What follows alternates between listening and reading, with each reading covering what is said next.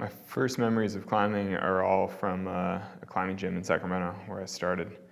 I know that I climbed before that at a different gym when I was even younger, but I don't really remember it.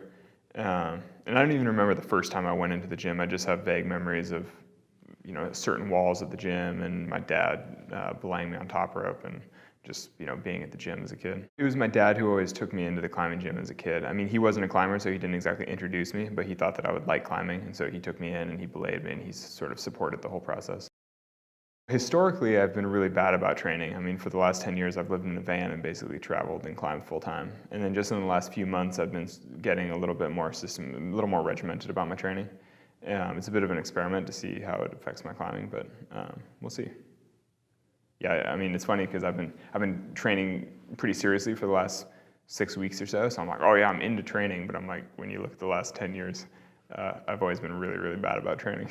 I don't have any great training secrets. Certainly no secrets. I mean, I try to train in various ways, but basically I read the same books that everybody else does. I talk to all the same people about them. I don't really know the best way to train. But I mean, I think no matter what, training is sort of hard work and it just takes some time and effort. And that's why not that many people train that much, because it's hard.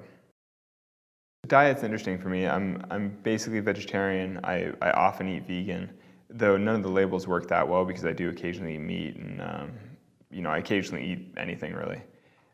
But I mean, I try to eat as low impact as possible. I went vegetarian and I eat mostly vegan or occasionally vegan in order to minimize my footprint, basically to have less of an impact on the world, and a little bit for human health as well. But so that means that occasionally I'll eat meat or something just if it's going to go to waste anyway, or if, my friend ordered something that they're not going to finish, I'm like, well, if it's going to get thrown away. I mean, not that I would always do that, but it's like if I'm hungry and there's meat there that's going to be thrown away, I'm like, yeah, I'll eat that because it's like, why not?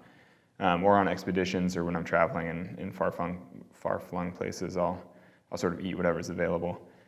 But in general, I definitely think about the impact of my food choices, and I think that's kind of the important thing is making clear choices.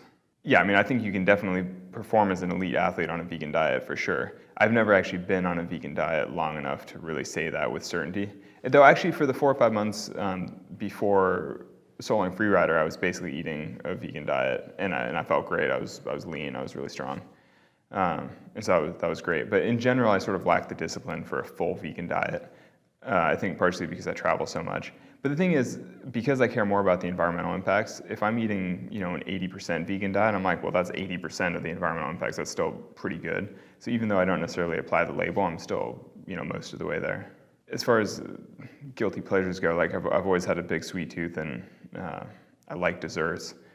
And so there are a lot of, like eating a pastry or something that maybe was cooked with butter or eggs. I'm just like, the environmental impact of a pastry is so much smaller than eating a fillet of meat that, I could be eating vegetarian or eating mostly vegan, but then eat the occasional pastry and not feel that guilty about it, because I'm like, it's still just such a lower impact than other choices. And I'm aware of that, I realize that eating a chocolate chip cookie does impact the world negatively in certain ways.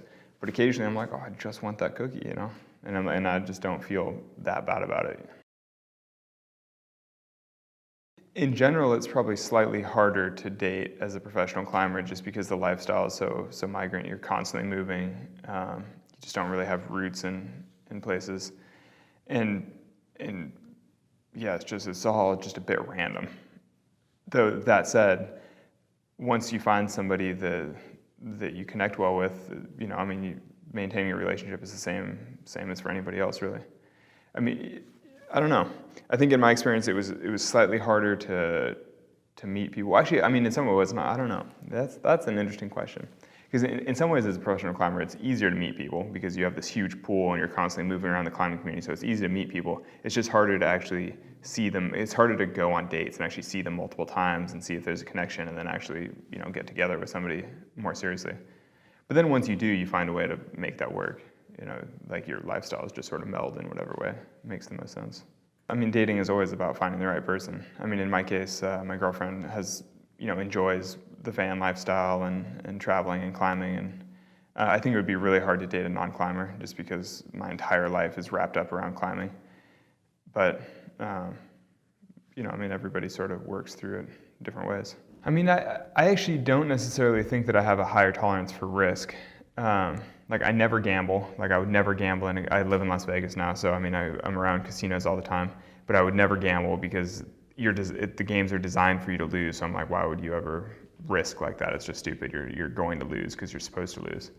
On the other hand, I do engage in other risky behavior like fast driving or fast downhill skiing or things like that that are conventionally considered risk taking. But I just don't see it as that risky. I mean, if you're driving a decent car and you're going fast, I mean, you're on the freeway. I don't know. I mean, and it's sort of the same with my climbing. It's all about controlled risk taking, like feeling in control while doing something that other people might think is sketchy. And actually, even my driving on the freeway, if I'm driving 80 on the freeway, you're like, oh, that's fast. But like a race car driver would be driving 160 in the same car, feeling totally in control, totally comfortable, and that would be fine. And so, I mean, everybody's levels of risk are different. Like, I don't know what the next chapter in my life will be. I know that right now I'm sort of in physical training mode. I want to climb harder grades. And really that probably should have come earlier in my climbing career. That should have been something that I was working on as a teenager, but for whatever reason, that's just not the way I've done it.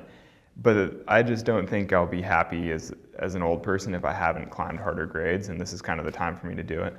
And so I'm sort of working on that, even though it's pretty silly because it's just, I mean, it's sort of a personal goal, but it's definitely not cutting edge by any means, but I just want to climb harder.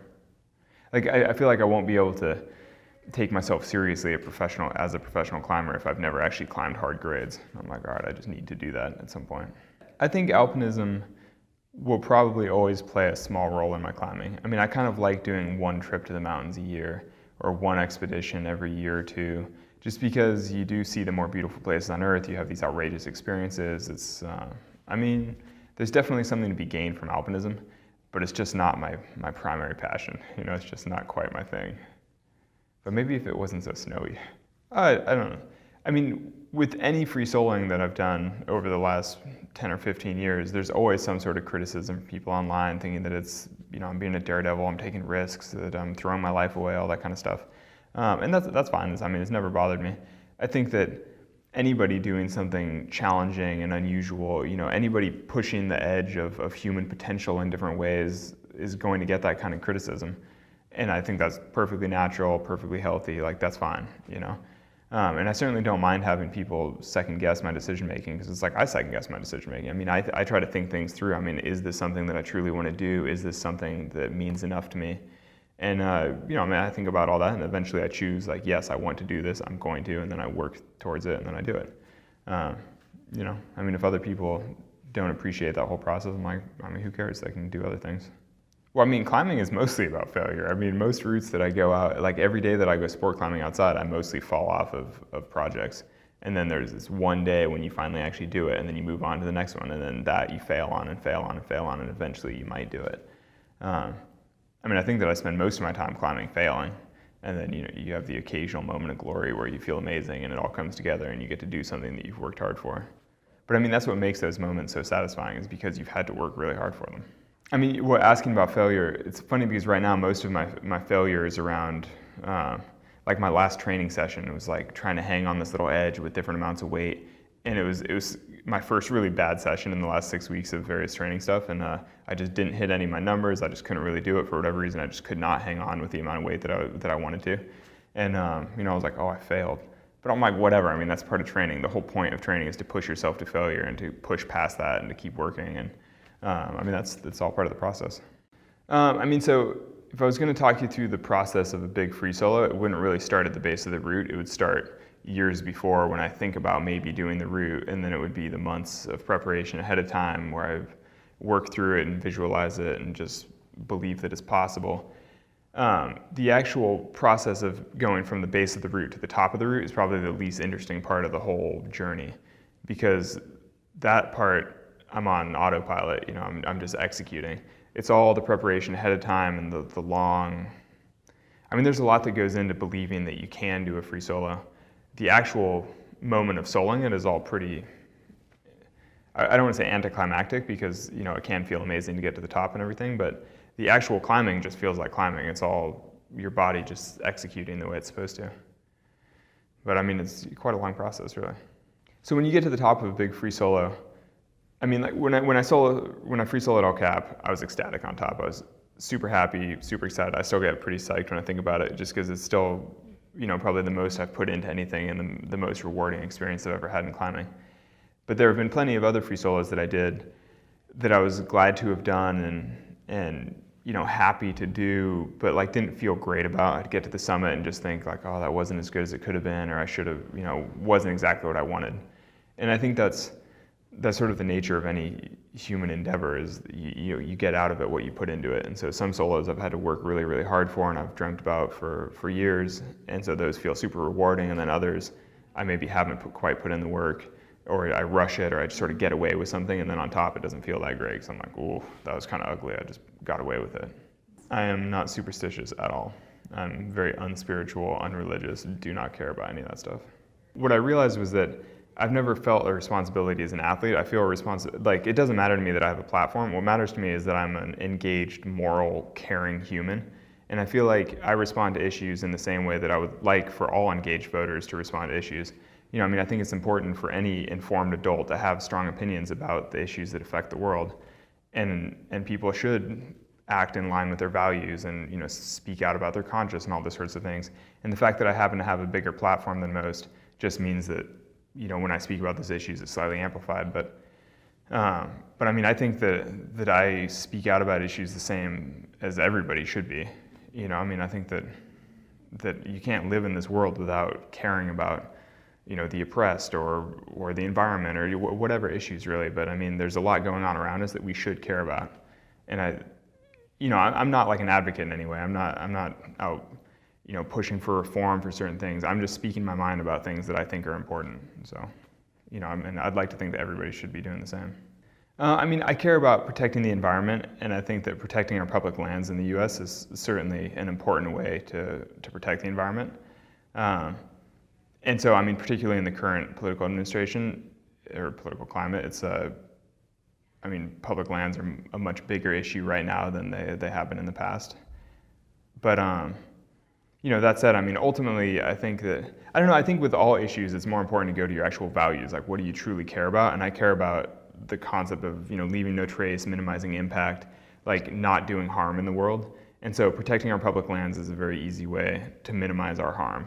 Because when you open up public lands to exploitation, it's like that is now, it's no longer a pristine wild place. You can't like take your grandkids there someday because there's like freaking open coal mine or something. That's just, I'm just like, oh, I just went down a dark path and now I'm sad. But I wouldn't say that I'm an advocate for public lands exactly, but I am all about protecting the environment how we can, and right now protecting public lands is an important way to do that. I don't know.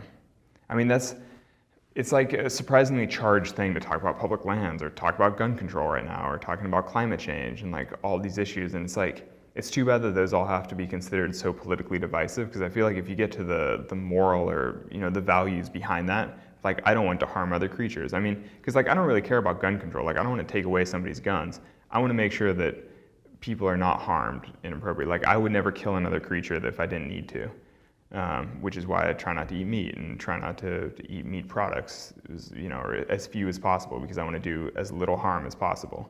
And sort of like, I wish people would think more about underlying values like that. Like, what are the things that really matter to them? That was the thing, doing an interview about it yesterday, I was sort of like, oh, I don't know if it's really fair to call me an advocate for any particular issues, because like, I don't necessarily, I just think of myself as a normal human that cares about the world around me and wants to see it, protected in the best way. What am I excited about? I just got an air pop popcorn thing, which has made my life a lot better. I love popcorn. Does it plug into your van? No, it's in a microwave because I'm living in a house right now, which is pretty nice. But it's just like a little bowl, and you just fill it to the line, and then it just air pops, and it's like the most perfect popcorn I've ever had. It's amazing, and it saves you all the calories from the oil. Just saying. That's easy. Oh, and I just got a blender. I just got a Vitamix. I've been making a lot of smoothies. So between smoothies and air popping popcorn, I'm on a good diet, and I'm pretty happy. It is interesting for me just because I've been really into training in the gym right now, and I'm really into domestic stuff like using my new blender, and I'm just like, I kind of like it. I'm like, oh, no wonder people like living in houses. It's like, it's nice, it's comfortable, it's fun. And I'm sure pretty soon I'll start to feel the itch again and have to go out and have some kind of adventure. But or already I'm thinking about Yosemite season, which I'll go in April. But for now, I'm really enjoying home life. It's pretty nice. I'm pretty excited about climbing the Olympics. I think it's cool. I mean, I'm looking forward to watching it. I really want to be a commentator in some way. I really want to go and be a part of it somehow. But I'm too old and too weak to be an athlete, so to actually compete. So I'd love to go and participate somehow. But I think it's good for the sport, and I mean, I know that the competitors are all super excited about it, and so I'm like, I think it's great. I know every time anyone asks, I'm like, just putting it out there. I'm sure somebody will hear. If I wasn't a climber, I've always thought I would be an engineer or something. Or I really like systems management type stuff, like efficiency. And I could see running a factory and trying to make sure all the widgets move in the best way possible. Or I always think about being like a traffic engineer. Anytime I'm driving through cities, I'm just like, oh, why is this light not better synchronized with these other lights so that things would move a little bit more smoothly? I just love optimizing systems, which actually reminds me a lot of speed climbing and because a big part of climbing is being efficient with your transitions and just moving efficiently. And so I just love to see the world move that way. I've pretty much never had any split between my public persona and my private persona. The things that I post on social media are exactly what I would post in normal life, and I think for me though, it's because it's just easier that way. Like doing interviews, it's easier if you're just totally honest all the time, because if you're constructing a persona, then you constantly have to stay in character and act and perform. And for me, it's much easier just to show up and just say, this is who I am, this is what I like, this is what I do. I don't know. I mean, I think it just comes more naturally just to be yourself. So obviously it's very subjective what it means to be a good climber, but for me, it's hard for me to take myself seriously as a professional climber if I can't go out and actually climb well. I don't have to be the best, I don't have to be, at the highest grade, but I have to be climbing well enough that people are like, oh, that's a good climber. Because if I'm going to be paid as a professional climber, I'm like, I need to be able to climb better than most people. That's just the way it should be. And I mean, there are plenty, and this is actually a bit of a rant, because there are definitely a lot of people that are, Instagram influencers and whatever, and I'm sort of like, if you're going to be paid as a climber, you need to be a good climber, And I'm not the best climber, but I certainly try. I try to be a good climber. And I think I am good enough that I can at least hold my own. I can go to any crag in the world and I can definitely climb 513, anywhere. And I'm sort of like, that's not elite, because obviously people are, on-sighting 515 now, well, flashing 515 now, which is crazy. But it's at least high enough that there aren't going to be many, 9 to 5 recreational climbers climbing better than me. There certainly are some, there are probably many. But, it's at least a good enough climber. I don't know. I mean, to me, I differentiate between a lifestyle climber and sort of a more serious climber. Lifestyle being like, I would just go climb for fun, and I just liked the experience of climbing. And I mean, I like that too. I mean, I go climb for fun also, but I will also just flog myself in the gym because I want to maintain a certain level of fitness, because I have a certain pride and, I need to be a good climber.